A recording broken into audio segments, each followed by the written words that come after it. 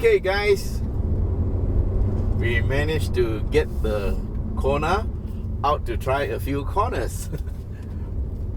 Okay, this is the Kona 1.6 Turbo N line, and this is a sneak preview and a sneak test drive. We have 198 PS and 265 Newton meters, and this is the facelifted model.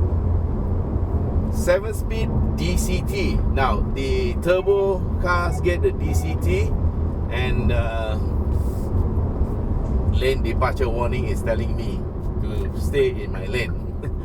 Yeah, this one comes fully loaded with the full ADAS features, including autonomous braking, lane keep, lane assist, and lane departure warning, of course, and rear cross traffic alert, and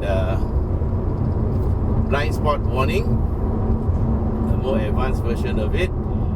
And with 198 PS, this one becomes one of the most powerful B segment SUVs you can get in the market.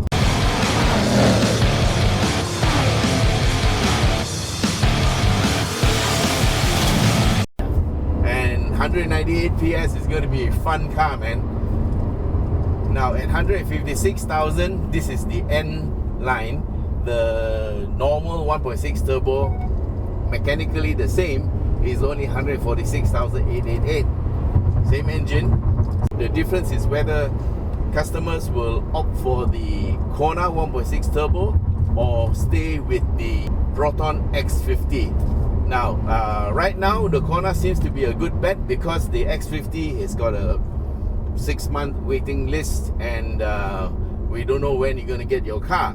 And to be fair, you can only compare the top of the range X50 to this, because that one has 177 PS and also 265 Newton meters of torque, and that one is a little bit above 100,000. Now this one will cost you 156,000, but well, it's a premium product and it's got more stuff than what the X50 has. And I don't think you have to wait for this car, so it's immediate stock. And well, 198 PS is a lot more than 177, so the driving is different, and it also has a DCT, and it also has all the ADAS features plus, yeah. So the actual adaptive cruise control is something else, and it even keeps on operating even if the car comes to a complete stop. Now this one has lane keep, and it's trying to keep me back in the lane. Okay, you have the signal. Yes, I'm going to signal left, and because the other car in front is on the right hand lane. Okay, yeah, it's warning me about the motorbike in front. Yeah, the pedal shifters are really nice. And okay, let's go into sport mode. Yeah, yes. Okay, we're gonna check it out in one corner.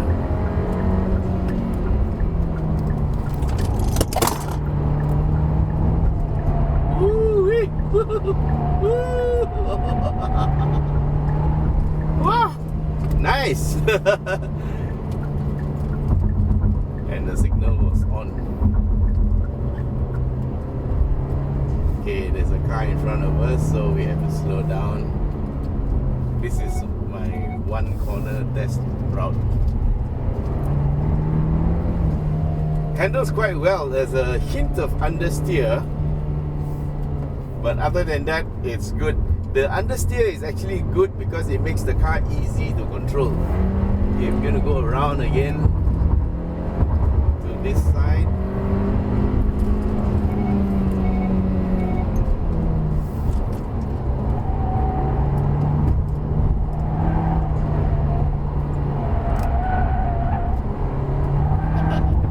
Woo! Nice.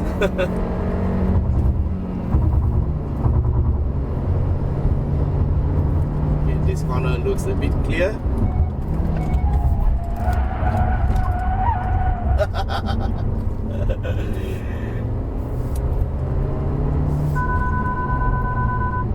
that's the forward collision warning because we are approaching another car. Haven't had time to learn how to switch it off yet. And here we go. There's a car in the corner, so we are likely to catch up. So yeah, we'll just go slow. And there you go. Yeah, it's quite easy to drive and very, very fun.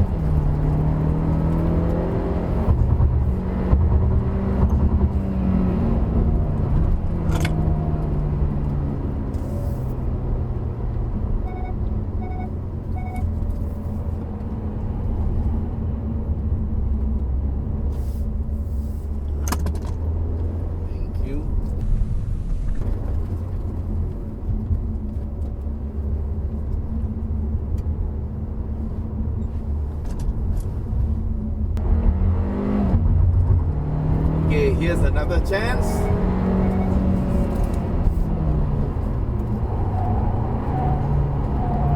Very, very predictable. Basic understeerer, but it's very nice and easy to handle.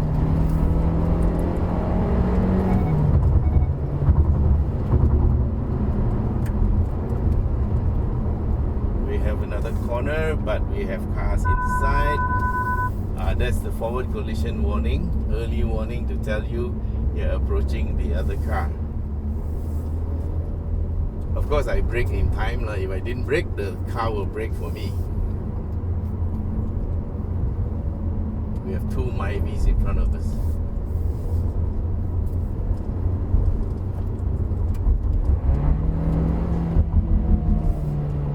Okay, here we are, going through the corner again.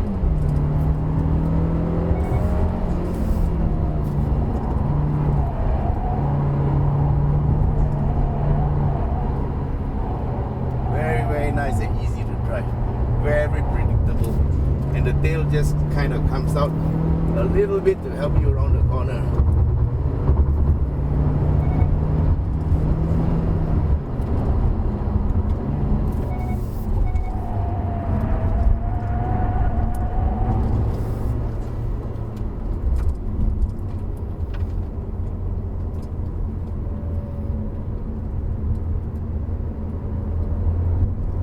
Okay guys, we are done with the cornering and now we're just going to drive it steadily and see how it feels, yeah? Okay, I'm going to put it back into normal. This is normal mode. And immediately the engine quiets down. Now it doesn't do anything to the suspension. It's just the engine driving mode, yeah?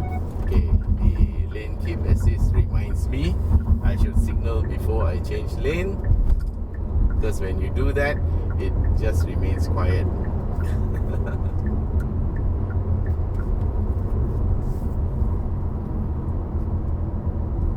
Yes, this is a car you can take to market, so if you're a person who goes to market, usually it's the stay-in husband or the housewife who goes out to market. Yes, it's quite easy to drive. Vehicle is B segment, so it's quite small, but there's enough room in the interior. Sitting position is good. The seats are leather and sweat combination. Nice 8-inch monitor and the 10.25-inch instrument. And of course the full complement of ADAS features. And if you don't like electronic stuff, you can actually tune your radio using the manual controls. Yeah, you can seek, you can track, you can change radio and your stations through these buttons. Okay, elsewhere the roof lining is a single piece, so no worries about the thing dropping like some of my cars have happened. And yes, there is a phone charger for my phone, which is good. So you make sure your phone can charge, yeah? What you call wireless charging if you want to buy this car. because then you can make use of this wireless charger, and there are USB connections here and there, and there are actually 2 power sockets. Now I'm going to move to the left lane so that others can overtake. And how does the suspension fare? Well, being a B class segment, I think this is consistent with other B class SUVs. It's on the firm side of comfortable, so it's not uncomfortable, and it's not too soft, because considering you got to carry maybe 400 to 500 kilos of weight when it's fully loaded, the suspension has to be a little bit on the stiffer side to start with. So I'm okay with this type of suspension. Feels very nice to drive, and it gives the car a solid feel. Now I look at the chassis. I'm going to move to the right because we're going to turn right at the traffic light. I look at the chassis. Shows that the front turrets are very well anchored, and also there's a lot of high strength steel being used in the chassis of this vehicle. So in terms of torsional rigidity, the Kona is very, very good. Now, not forgetting that Hyundai sells these cars all over the world, so it's world-renowned name, and this is one of the good cars they have that they sell internationally. So you can buy this car in Australia, in the US, of course in Korea, and now in Malaysia.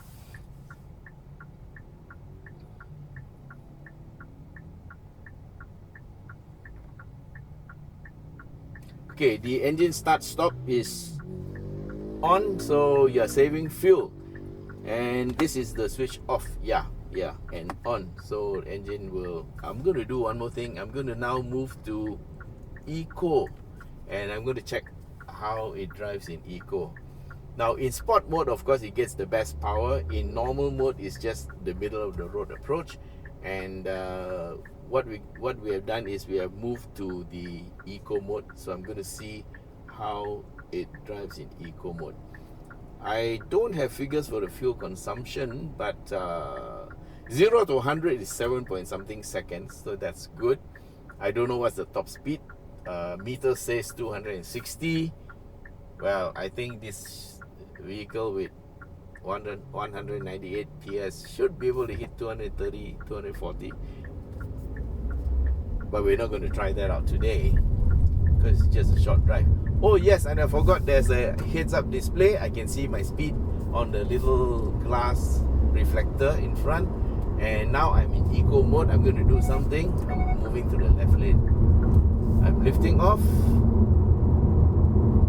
I'm checking to see whether it has coast. No, it doesn't coast. But Eco mode, or even the aircon goes Eco. And the aircon works more economically. And of course they also control the amount of fuel you get on acceleration, and that helps to get the fuel consumption down to a very good level. We don't know what it is. One day we'll do a fuel consumption test. Oh, even in Eco mode it feels quite okay to drive, it doesn't feel like it's underpowered or anything. So maybe they have tuned it a little bit more aggressive towards the drivability side than fuel economy.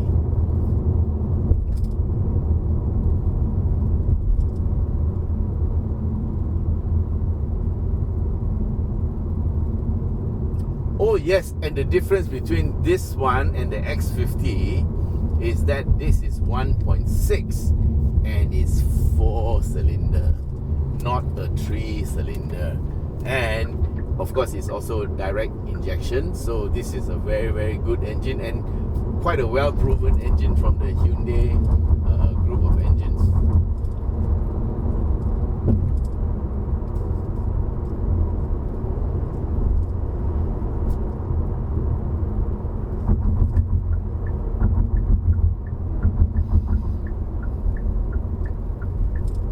So we're on our way back in Eco mode, and Eco mode is actually very easy driving.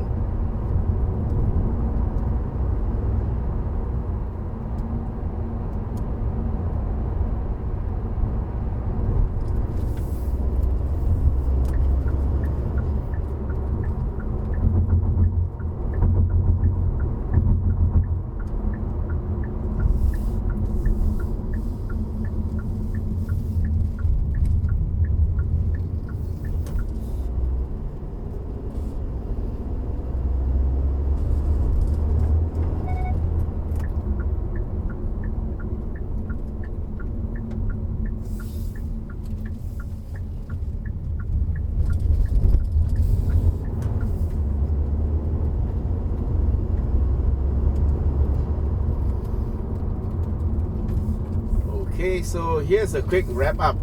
Overall, how did I find the car? It's very, very nice to drive. Okay, and